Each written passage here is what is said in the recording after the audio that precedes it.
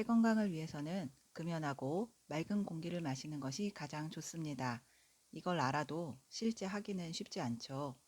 공기 좋은 곳으로 옮겨가자니 다른 문제들이 걸리고 비흡연자라도 요리할 때 나오는 연기나 길가의 담배 연기를 모두 피하기는 어려우니까요.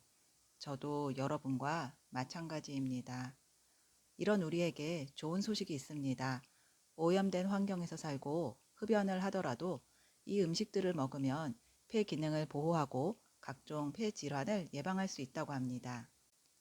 오늘은 그동안 국내외 연구 조사에서 기관지와 폐 건강에 도움된다고 검증된 6가지 음식을 알아보겠습니다. 쭉 보시면서 건강 정보 얻어가시기 바랍니다. 첫 번째 음식은 브로콜리입니다. 브로콜리에는 항암, 항산화, 항염증 효과가 뛰어난 설포라판이 많이 함유되어 있습니다. 설포라판은 오염된 공기, 매연, 담배 연기, 꽃가루 등에 들어있는 활성산소의 공격을 막아줍니다. 미국 존스 홉킨스 대학교의 연구진이 만성 폐쇄성 폐질환 환자 43명에게 브로콜리에서 뽑아낸 설포라판을 투여해 관찰했는데요. 설포라판이 대식세포의 기능을 활성화해서 폐 속의 나쁜 세균을 줄여주는 것으로 나타났습니다.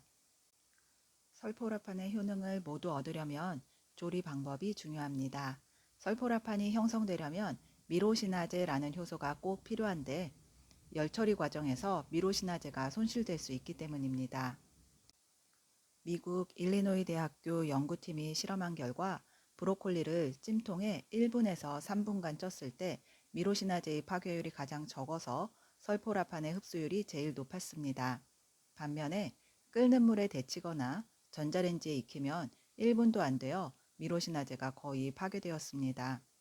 충남대학교 식품공학과 이기택 교수 연구팀의 실험에서는 브로콜리를 1분간 쪘을 때의 설포라판 흡수율이 가장 높았습니다.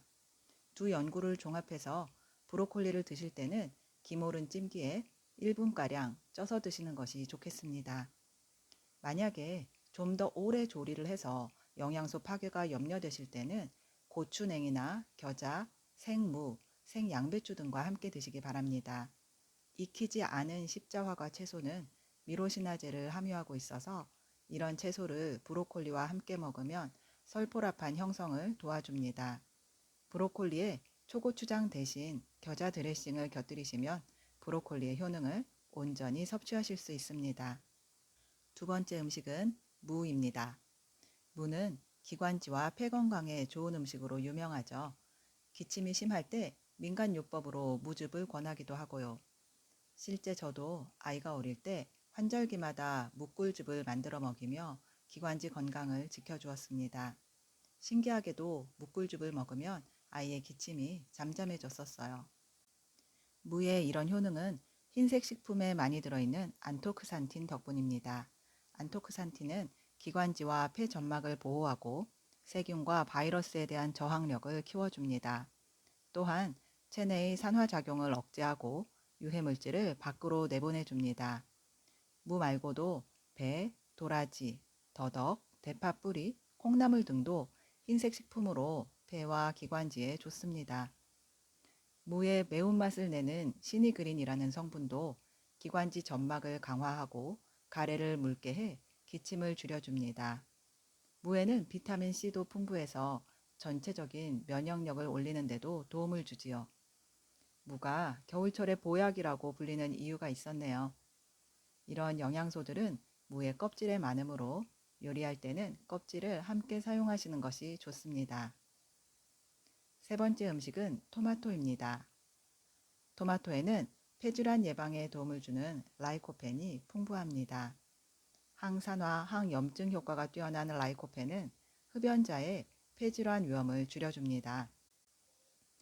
미국 터프츠 대학 연구진이 흰 족제비를 대상으로 한 실험에서 라이코펜이 담배의 유해물질과 담배 연기로 인한 만성 폐쇄성 폐질환과 폐암 발생을 억제하는 것으로 확인됐습니다. 여기에서 한 가지 중요한 말씀을 드릴게요. 30세를 넘어서면 누구나 노화가 시작되면서 폐 기능이 약해지기 시작합니다. 따라서 나이 들어 운동을 해도 폐활량 자체가 높아지지는 않습니다. 그럼 왜 그렇게 운동을 강조하는 걸까요? 운동을 안 하면 호흡을 도와주는 근육들까지 약해지기 때문입니다. 나이 들수록 규칙적인 운동으로 호흡근을 유지해야 숨을 편안하게 쉴 수 있습니다. 호흡근을 유지하는 동시에 폐기능이 천천히 저하되도록 신경을 써야 합니다. 존스 홉킨스 블룸버그 공중보건학교의 연구에 따르면 토마토를 하루 평균 2개 이상 섭취한 성인은 토마토를 1개 미만으로 먹은 성인에 비해 폐기능 저하 속도가 느렸습니다. 다만 토마토 소스나 가공식품에서는 이런 효과가 나타나지 않았습니다. 라이코펜은 지용성이라서 토마토를 기름에 익혀 먹을 때 흡수율이 가장 높습니다. 볶음 요리를 하실 때 토마토를 다양하게 활용해 보시기 바랍니다. 네 번째 음식은 등푸른 생선입니다. 등푸른 생선에는 불포화 지방산인 오메가3가 풍부합니다. 오메가3는 중성지방을 낮춰 혈관 건강에 좋은 것으로 유명한데요. 해외 연구에 따르면 폐의 염증을 억제하는 데에도 효과가 있습니다. 미국에서 공기가 오염된 지역에 건강한 성인을 대상으로 연구를 했는데요. 일주일에 3g 이상의 오메가3를 먹은 그룹이 0.5g을 섭취한 그룹보다 호흡기 염증이 적었습니다. 제가 사는 곳에는 바로 며칠 전에도 초미세먼지 주의보가 내렸어서 그런지 이 소식이 참 반갑네요. 오메가3는 몸에서 만들어지지 않으므로 반드시 식품으로 섭취해야 하는데요. 말씀드렸듯이 등푸른 생선에 많이 들어 있습니다. 식약처의 식품 영양성분 데이터베이스에 따르면 방어구이 100g에는 3.7g, 고등어구이 100g에는 3.1g, 꽁치구이 100g에는 4.9g의 오메가3가 들어 있습니다. 그램수로 말씀드리면 크기를 짐작하시기가 어려우시지요? 요즘 고등어를 손질해서 파는 제품들이 한 팩에 100에서 150g 정도이니 참고하시기 바랍니다. 현재 식단에 일주일에 한 번에서 2번 등푸른 생선을 추가하신다면 호흡기 건강에 혈관 건강까지 챙기실 수 있습니다. 다만 조리할 때 고온에서 연기가 날 때까지 생선을 구우면 발암물질이 나올 수 있으니 중불에서 구우시거나 찜통에 쪄드시기를 권해드립니다. 다섯 번째 음식은 당근입니다. 건강에 좋기로 유명한 당근은 특히 폐암을 예방하는 데 효과가 있는데요. 해외 연구에 따르면 당근 섭취가 폐암 위험을 최대 42%까지 줄일 수 있다고 합니다. 엄청난 수치지요? 이것은 당근에 풍부한 알파카로틴과 베타카로틴, 식이섬유, 엽산 덕분입니다.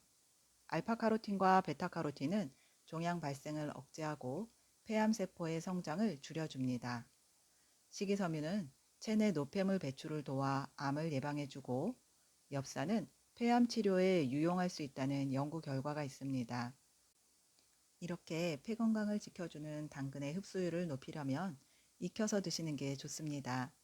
유럽 영양학회지에 실린 연구에서 당근을 생으로 먹을 때의 흡수율은 10%였으나 익혀 먹을 때는 50에서 70%까지 높아졌습니다.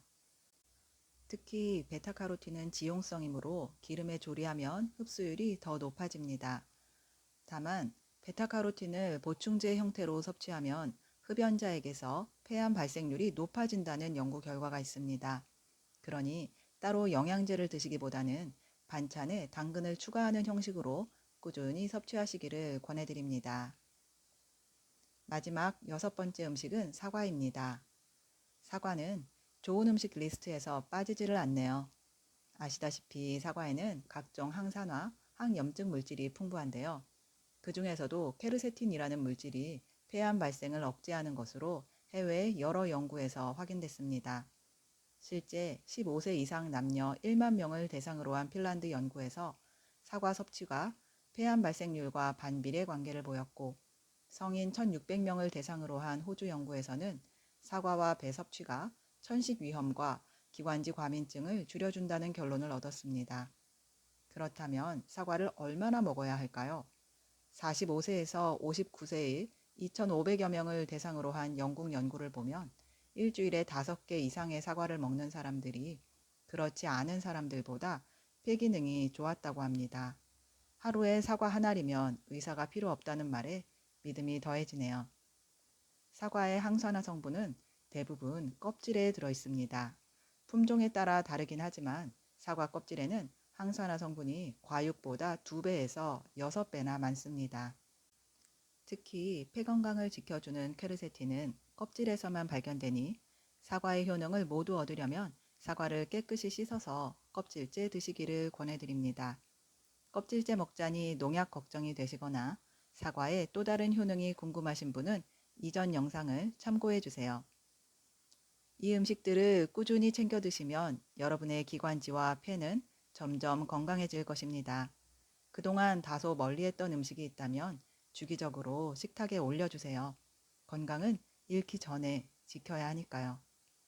오늘 영상이 도움이 되었다면 좋아요와 구독을 눌러 응원해 주시기 바랍니다. 더 좋은 영상으로 찾아오겠습니다. 지금까지 건강다보기였습니다. 감사합니다. 오늘도 행복한 하루 보내세요.